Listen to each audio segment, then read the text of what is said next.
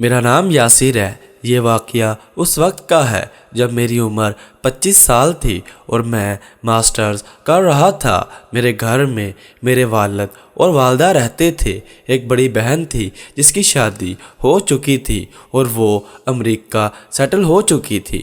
میری اماں نے ایک ماسی رکھی جو اچھی خاصی عمر کی تھی، لیکن وہ کام پر اپنے ساتھ اپنی نواسی کو لاتی تھی جس کی عمر تقریباً 15 سال تھی، لیکن اس کا جسم کسی 18 سال کی لڑکی کی طرح ہوتا تھا۔ اس ماسی کی بیٹی فوت ہو چکی تھی، جس کے بعد اس کی نواسی کی پرورش کی ذمہ داری اس پر تھی۔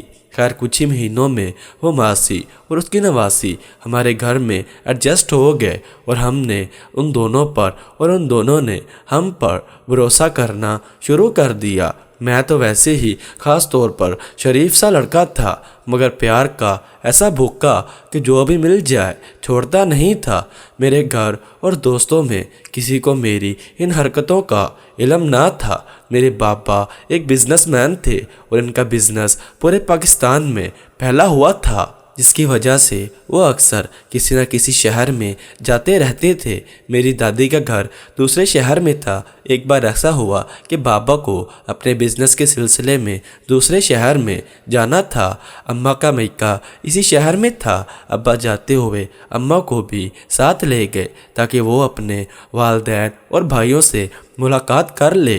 امی ابو کا یہ دورہ تقریباً ایک ہفتہ کا تھا۔ مجھ سے بھی پوچھا گیا، لیکن اگلے دن میرا یونیورسٹی میں ٹیسٹ تھا تو میں نے کہا آپ لوگ جائیں، میں کل آ جاؤں گا۔ میری بات سن کر اماں اور ابا راضی ہو گئے۔ امی ابو تو اسی دن ہی روانہ ہو گئے تھے اور میں گھر میں اکیلا ہی رک گیا۔ ابھی صبح کا وقت تھا۔ میں ناشتہ کر کے اپنے ٹیسٹ کی تیاری کر رہا تھا کہ ماسی اور اس کی نواسی کام کرنے آ گئی۔ میں نے ماسی سے کہا امی اور ابو دوسرے شہر گئے ہیں، تمہیں پتہ ہے جو کام کرنا ہے وہ کر لو۔ اس نے مجھے کہا بے فکر ہو یاسر بیٹا، میں سب کر لوں گی۔ یہ کہہ کر وہ دونوں سب سے پہلے کچن میں برتن دھونے میں مصروف ہو گئے۔ ذرا دیر بعد ماسی کی نواسی جس کا نام اریبہ تھا وہ کام چھوڑ کر بیٹھ گئی۔ میں تھوڑی دیر اسے دیکھتا رہا، پھر ماسی سے پوچھا اریبہ کو کیا ہوا ہے؟ اس کو صبح سے بخار ہے، ماسی نے جواب دیا۔ تو اس کو کام پر نہ لاتی، یہ اور بیمار ہو جائے گی، میں نے ہمدردی سے جواب دیا، جس کو سن کر اریبہ نے عجیب نظروں سے میری جانب دیکھا۔ میں اکیلے کیسے اتنا سارا کام کرتی؟ ابھی اور بھی تو گھروں میں جا کر کام کرنا ہے، ماسی نے جواب دیا۔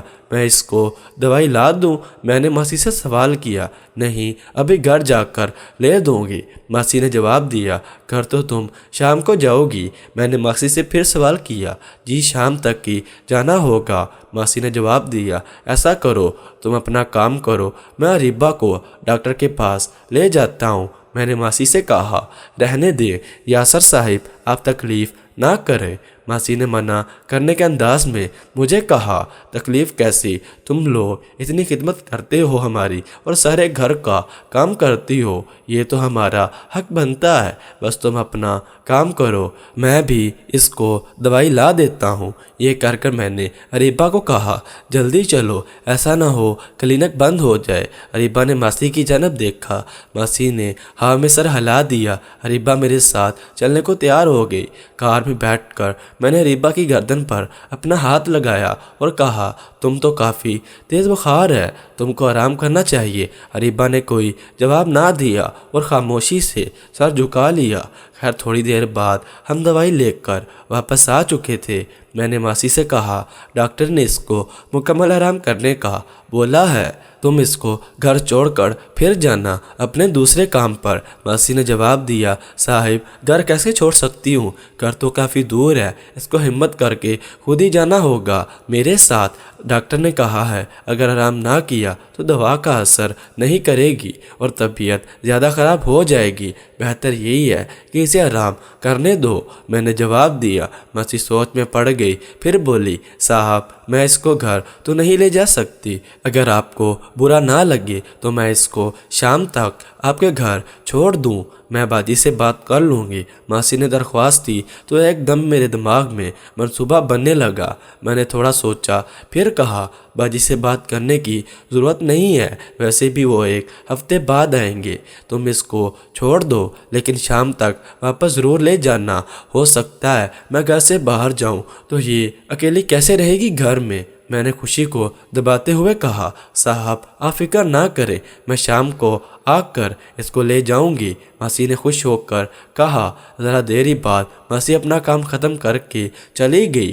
میرے گھر والے اریبہ کو ایک چھوٹی بچی کی طرح ہی ٹریٹ کرتے تھے، وہ ذہنی طور پر اتنی بالغ تھی بھی نہیں۔ خیر، ماسی کے جانے کے بعد میرے ذہن میں منصوبہ بننے لگا کہ اریبہ سے کس طرح اپنی محبت کا اظہار کروں، مگر مجھے ڈر بھی تھا کہ یہ شور مچا دے گی یا بعد میں کسی کو بتا دے گی۔ میں نے اریبہ سے سوال کیا، تم نے صبح سے کچھ کھایا ہے؟ جی تھوڑا سا کھایا تھا، اریبہ نے جواب دیا۔ تم یہاں نہ بیٹھو، آ کر صوفے پر لیٹ جاؤ یا پھر اندر جا کر بیڈ پر لیٹو، ایسے بیٹھی رہو گی تو تم آرام نہیں ملے گا، میں نے اریبہ کو کہا۔ جی اچھا، یہ کہتے ہوئے وہ اٹھی اور اٹھتے ہی لڑکھڑانے لگی تو میں نے بھاگ کر اس کو پکڑا اور سہارا دیا۔ تم تو کافی کمزور لگ رہی ہو، چلو میں تمہیں بیڈ تک لے جاتا ہوں، وہاں پہنچ کر تم نے دوا بھی لینی ہے اور شام تک تمہیں ٹھیک ہونا ہے۔ میں نے یہ کہتے ہوئے اسے بیڈ پر بٹھا دیا، پھر کچن میں جا کر اس کے لیے ایک سیب کاٹا اور دودھ گرم کر کے کمرے میں لے گیا۔ چلو یہ کھاؤ اور پھر دوا بھی لینا ہے، شام تک تم کو ٹھیک ہونا ہے۔ یہ کہتے ہوئے میں اس کی جانب دیکھ کر مسکرایا، جواب میں وہ بھی مسکرائی اور سیب کھانے لگی اور میں نے ٹی وی آن کر لیا۔ میں ایک کے بعد ایک چینل تبدیل کرتا رہا۔ میں اس طرح سے بیٹھا ہوا تھا کہ ٹی وی اور میرے بیچ میں اریبہ تھی اور وہ ٹی وی پر نظریں جمائے ہوئے تھی۔ اس کو کچھ خبر نہیں تھی کہ میں اسے دیکھ رہا ہوں۔ وہ غور سے ٹی وی دیکھتی جا رہی تھی۔ مجھے ایسا لگا جیسے اس کا سانس تھوڑا تیز ہے۔ میں نے چینل تبدیل کیا تو ایک نیوز چینل تھا جس پر نیوز آ رہی تھی کہ شہر کے حالات خراب ہو گئے ہیں، ہنگامے شروع ہو چکے ہیں۔ میں نے اریبہ سے پوچھا کہ تمہاری نانی کس جگہ پر کام پر گئی ہیں؟ اریبہ کو اس کا اندازہ نہیں تھا، وہ تو بس اپنی نانی کے ساتھ چلی جاتی تھی۔ خیر، میں سوچنے لگا کہ ماسی کیسے آئے گی اور کیسے اریبہ کو لے کر جائے گی۔ ابھی میں سوچ میں ہی تھا کہ اچانک فون کی بیل بجی۔ میں نے بھاگ کر فون اٹھایا تو دوسری طرف ماسی ہی تھی، وہ کافی گھبرائی ہوئی تھی۔ میں نے پوچھا، ماسی تم کہاں ہو؟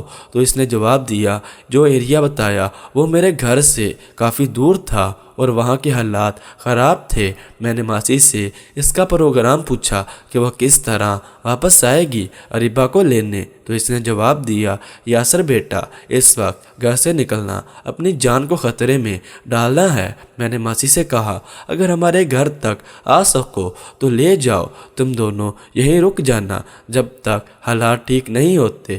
ماسی نے میرا بہت شکریہ ادا کیا اور کہا وہ پوری کوشش کرے گی اریبہ کو لینے آ جائے۔ میں نے کہا، تم اریبہ کی فکر نہ کرو، وہ ٹھیک ہے، اور پھر میں نے اس کی اریبہ سے بھی بات کروا دی۔ وہ خاصی مطمئن ہو گئی، اریبہ بھی پہلے سے کچھ بہتر محسوس کر رہی تھی۔ ذرا دیر بعد میں نے اریبہ کو دوا دی اور کہا، اب تم سو جاؤ، تمہاری نانی آئے گی تو میں تم کو جگا دوں گا، اور یہ کہہ کر میں روم سے باہر نکل گیا۔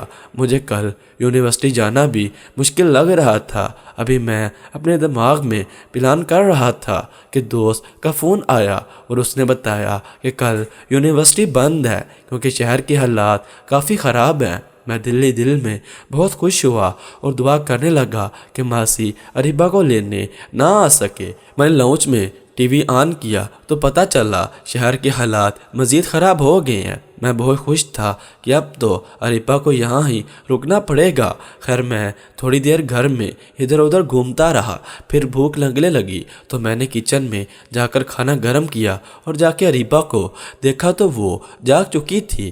میں اس کے قریب گیا اور پوچھا، اب کیسی طبیعت ہے، اور ساتھ ہی اس کی گردن کو ایک بار پھر اپنے ہاتھ سے چھوا اس کی جلد کافی نرم تھی۔ اریبہ کا بخار اتر چکا تھا۔ میں نے مسکرا کر اسے دیکھا، جواب میں وہ بھی مسکرائی۔ میں نے اسے کہا، چلو میں نے کھانا گرم کر لیا ہے، جا کر کھا لو۔ اس نے کہا کہ دوائی کی وجہ سے میں پسینے میں بھیگی ہوئی ہوں، میں شاور لینا چاہتی ہوں۔ میں نے کہا، ہاں جاؤ۔ اس نے اس بات میں سر ہلایا اور باتھ روم میں چلی گئی۔ ذرا دیر بعد اس کی آواز آئی، اریبہ تولیہ نہیں ہے اندر؟ میں نے جلدی سے اور تولیہ اور اس سے کہا، تولیہ لے لو، اور دروازے سے ذرا دور ایک سائڈ پر کھڑا ہو گیا۔ اس نے ذرا دروازہ کھولا تو میں نے جلدی سے تولیہ اس کے جانب بڑھایا اور ایک سائڈ پر ہو گیا اور پھر واش روم سے باہر نکل گیا۔ کچھ دیر بعد وہ کھانے کی میز تک آئی اور خاموشی سے چپ چاپ بیٹھ کر کھانا کھانے لگی۔ میں نے پوچھا، اب کچھ بہتر لگ رہا ہے؟ تو وہ کہنے لگی، جی اب کافی بہتر ہوں۔ میں نے اسے بتایا کہ شہر کے حالات کافی خراب ہیں، نہ جانے تمہاری نانی کس طرح آئیں گی تم کو لینے۔ جس جگہ پر ابھی وہ ہے وہاں تو بہت ہی حالات خراب ہیں۔ اگر حالات خراب نہ ہوتے تو میں خود ہی تمہیں تمہاری نانی کے پاس پہنچا آتا۔ اب اگر وہ نہ آ سکی تو تم کو رات یہیں پر رکنا ہوگا۔ یہ سن کر وہ تھوڑی سی تو پریشان ہوئی تھی۔ ابھی ہم کھانے سے فارغ ہوئے کہ اس کی ماسی کا دوبارہ فون آیا۔ میں نے اس سے پوچھا کہ وہ کہاں ہے، تو اس نے بتایا کہ وہ اسی گھر میں ہی ہے اور اب وہاں سے نکل نہیں سکتی اور نہ ہی گھر والے اسے جانے دے رہے ہیں کیونکہ شہر میں کرفیو لگا ہوا ہے۔ میں نے ماسی سے پوچھا کہ میں اریبہ کو تمہارے پاس لے آؤں، اب وہ کافی بہتر ہے؟ تو اس نے پھر درخواست کی کہ میں اسے کہیں نہ جانے دوں اور میرے پاس رات رکنے کی اجازت دے دے۔ میں نے کہا، مجھے اعتراض نہیں، مگر تمہاری نواسی پریشان ہے، اس کو تسلی دو۔ یہ کہہ کر میں نے اریبہ کو فون دیا۔ ماسی نے فون پر اریبہ سے نہ جاننے کیا کہا کہ وہ کافی مطمئن ہو گئی۔ میں دل میں بہت خوش تھا اور یہ موقع گنوانا نہیں چاہتا تھا۔ خیر اریبہ نے ہمت کر کے سارے برتن دھوئے، کچن کی صفائی کی۔ میں اریبہ کی مدد کرتا رہا اور اس کی خوبصورتی کی تعریفیں کرتا رہا۔ وہ بھی کافی خوش تھی اور شرما جاتی تھی کیونکہ اس کو ٹھیک سے اندازہ نہیں تھا کہ وہ کیا بلا ہے۔ خیر وہ کام سے فارغ ہوئی تو میں نے اسے کہا، اب تمہیں راتوں یہیں گزارنی ہے، اس لیے اسے اپنا ہی گھر سمجھو، کسی کام میں شرمانے کی ضرورت نہیں ہے۔ کچھ کھانے کا دل کر رہا ہے تو کھاؤ، کوئی منع نہیں کرے گا۔ اریبہ کے چہرے پر خوشی ظاہر ہو رہی تھی۔ میں نے اریبہ سے کہا، تمہاری دوا کا بھی وقت ہو گیا ہے، تم دوا کھاؤ، پھر ہم دونوں بیٹھ کر فلم دیکھتے ہیں۔ میں نے اسے بتایا کہ اس نے کون سی دوا کھانی ہے۔ اس نے دوا کھائی، پھر ہم دونوں روم میں آ گئے۔ میں اس سے ادھر ادھر کی باتیں کرتا رہا، اس کو پیار کے بارے میں زیادہ معلومات نہیں تھی۔ پھر میں نے پوچھا کہ فلم دیکھتی ہو؟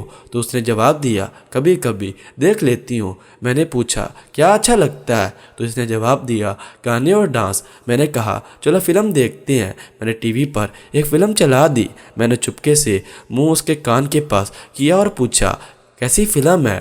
اس نے چونک کر مجھے دیکھا اور اپنے چہرے کے اتنے قریب دیکھ کر حیران ہو گئی۔ میں نے ہمت کر کے اس کا ہاتھ پکڑا تو اس نے خود کو چھڑوانے کی کوشش کی۔ اسے کیا معلوم تھا کہ میں نے اس کا ہاتھ کیوں پکڑا ہے۔ دوسرے ہاتھ سے میں نے اس کا چہرہ پکڑا اور اپنے نزدیک کیا اور ایسا سے اس کے کان میں کہا، تم بہت خوبصورت ہو اریبہ۔ میری بات سن کر اس کا چہرہ مزید سرخ ہو گیا۔ مجھے خوشی یہ تھی کہ وہ کسی قسم کی مزاحمت نہیں کر رہی تھی، لیکن اس کی سانس اب تیز ہی تیز ہو رہی تھی، جیسے کافی دور سے دوڑ کر آئی ہو۔ میں نے دیکھا کہ اریبہ نے آنکھیں بند کر لی ہیں۔ میری اور ہمت بڑھی، میری حیرت کی انتہا نہ رہی۔